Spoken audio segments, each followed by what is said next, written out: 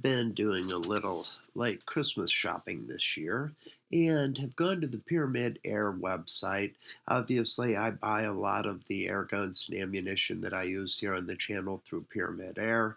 Although I have no affiliation with them currently, they've always been a great supplier. I feel like the prices are fair, the service is good, and I keep finding myself back here again and again. Not to say there aren't others that are out there that do a fine job as well, but like I say, doing a little bit of last minute Christmas shopping and wanted to take a peek. Other presents are bought, and to be honest, I'm kind of thinking about myself as I look through here. Let's take a look under the top selling air pistols for 2021 and see what they've got. Obviously, at the top of the list, we have Crossman air pistols. Um, Looks like the 2240 XL was a big winner for them. Also, of course, and look at that, 4.5 stars out of 88 reviews. Of course, the 2240 standard has 477 reviews. All of these are excellent ways to get started with the CO2 air gun.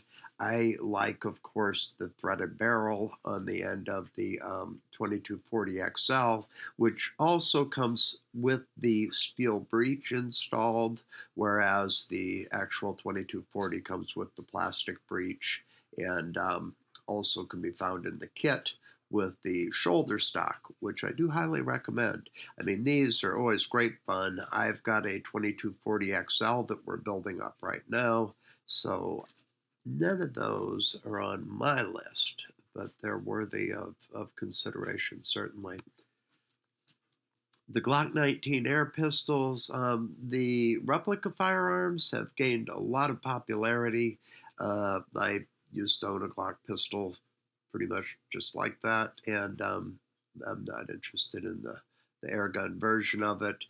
Crossman Vigilante. I've got one of these here that we were going to do a review on, and had it quite a while, has worked for years, but it stopped working on me, and thought we'd go ahead and take that apart together, see what's going on with it. These things are a lot of fun, and also they're producing the bug assault ammunition for these, where it'll come like this, load right in there, and you can use it for pest removal, insects and whatnot, which was the interest I had in digging mine back out. But for 56 bucks, these things are a lot of fun. Also good to train young shooters on, works both single action and double action, and really hard to go wrong with the Crossman Vigilante.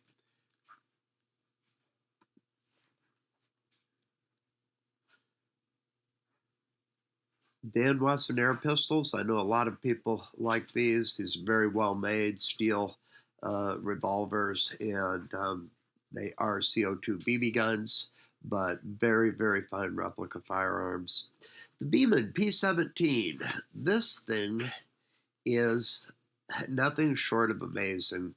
There is a more expensive version, I believe, made by Weihrauch in Germany.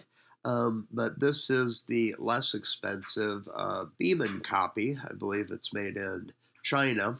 This is a single-shot pneumatic pistol in 177 caliber, and these things are incredibly accurate. If you really want to get started with target shooting, this is not a bad way to go.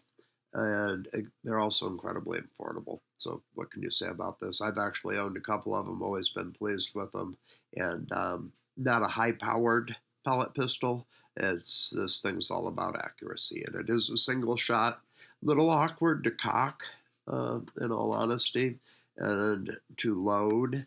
They let me see if I can bring it up here for us.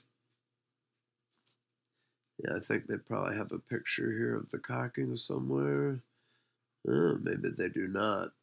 But this portion lifts up, and you have to fiddle to get the pellet down under there into the barrel, and then slam that thing closed again. It compresses a big pneumatic cylinder which gives you the power to fire it. But it doesn't look like they're going to show us that. Okay.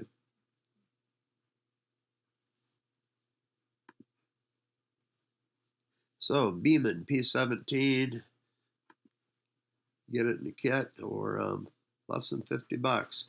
Crossman C11, to be real honest, I have tried one of those and was very unimpressed. It's incredibly cheap, and it is very cheap, and it does work, but the feeling overall was one of not quality, in my opinion. Very plasticky. Crossman 1322, a very fine choice. 1322, 1377, both very good pistol designs that Crossman has supported for years. Very flexible, all kinds of aftermarket upgrades out there for them. Increase the power, increase the accuracy. One of my favorite platforms to build upon is this Crossman Drifter kit. Why that is, it ships both with extra stocks, the shoulder stock and some pistol stocks, and it ships with a 14-inch barrel.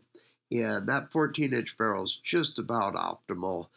Pick up a lot of velocity with it. The extra distance in the sight plane is very good, yet the thing's still very small, very maneuverable. And I would like to build on another one of these and turn it into a high-powered one. We were working before with pistols or carbines like this that we'd built up, where you could actually get a couple of shots out of it before having to recharge it again. Now, you have to do a lot to strengthen the system to contain that kind of charge and then to administer it. But, the ones we were working with, you'd get a shot at 500 feet per second, get a second shot at maybe 420, pump several times, and shoot again at 420. So, we were getting 2 or 3 shots. Of course, with the single shot pump-up pistols, follow-up shots are hard if you're emptying the cartridge all the way and starting at 0. So anyway, yeah, those are a very good thing. We might go ahead and order one of those for the channel and look at building that thing up, because those are actually a lot of fun. And if you don't own one, I'd certainly encourage you to pick up one of these $13.99 shoulder stocks. Just a great addition to any of the pump-up or CO2 2240 or the 1322, 1377 style Crossman pistols.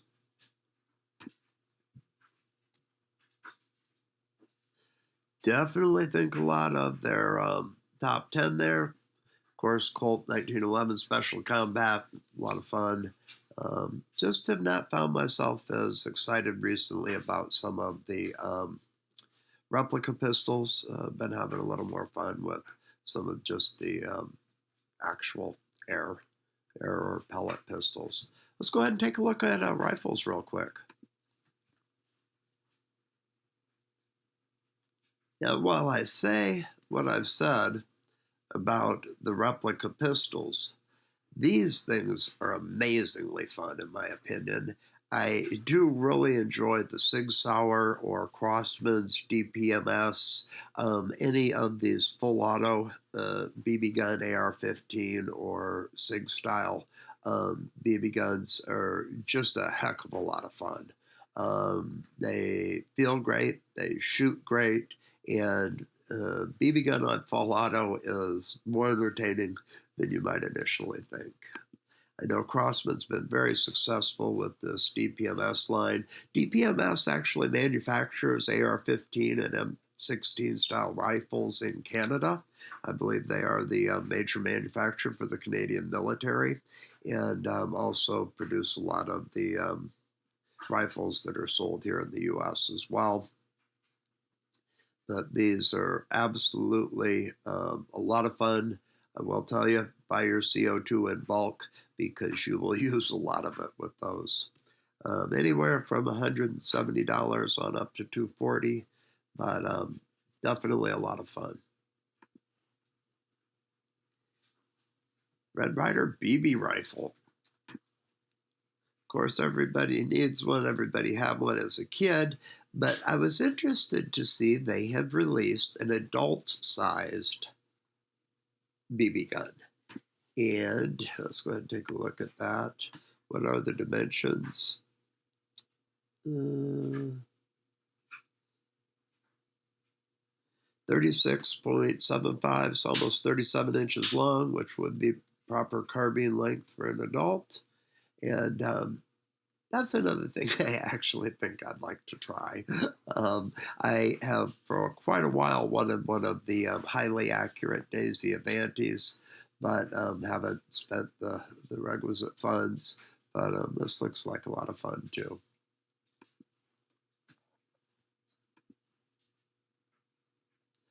Diana Chaser. Very interesting kit. I know that these have sold quite well.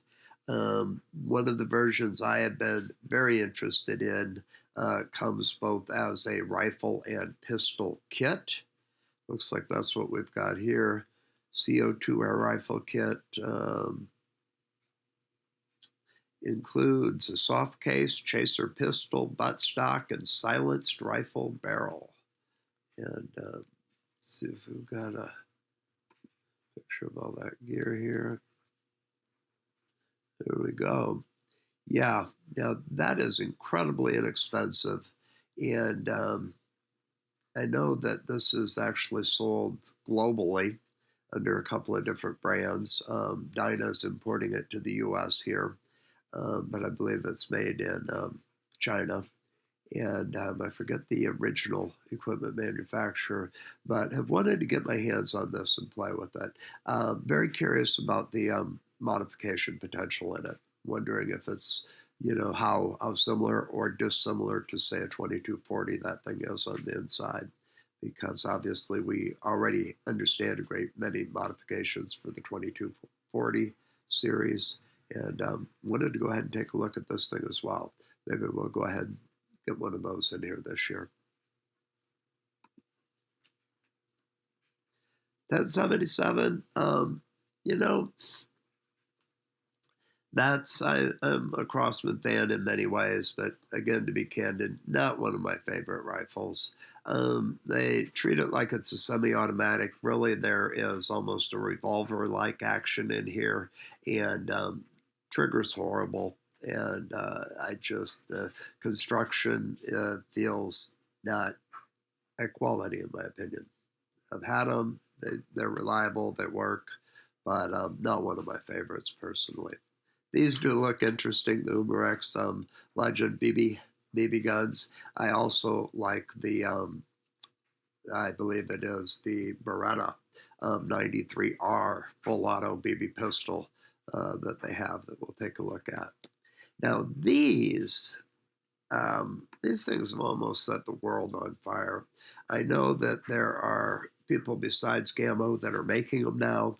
That this Gammo Swarm Maxim, now I guess we're to the Gen 2, these Magnum fed break barrel spring guns, be they gas spring or steel spring. These things have really just taken off like wildfire. And I want to go ahead and get one of those in here, play with it myself. Looks like a really good unit, and I've always been impressed with Gammo break barrel air guns. So we'll see if we can't get one of these in and play with it a little bit. 10 shots, I think, in 177, and they're claiming a maximum velocity of 1,300 feet per second with, I'm sure that's with the alloy lightweight pellets. Yeah, would definitely like one of those.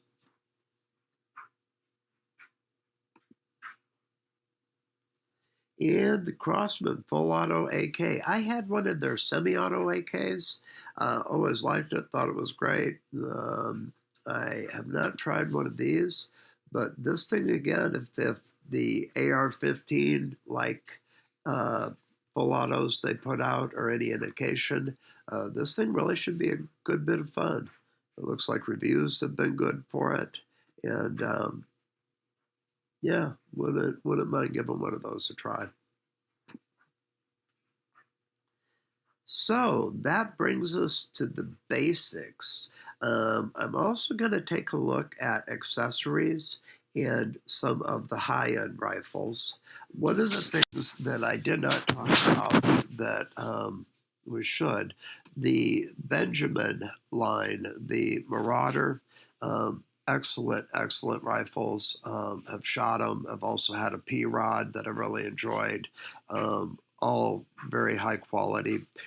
I had been very interested in the semi-auto when they brought it out, and as of this year, had really heard mixed reviews on it. I don't know where I am on the semi-auto. I don't know if that thing's just having toothing pains or if it is in fact ready for prime time. But kind of stay tuned on that one. And if you have some experience with one of those, please let us know in the comments how yours is running, what you do with it, and just what you think of that. Okay, let's go ahead and close this one up, and we'll see you again soon. Thanks. Bye.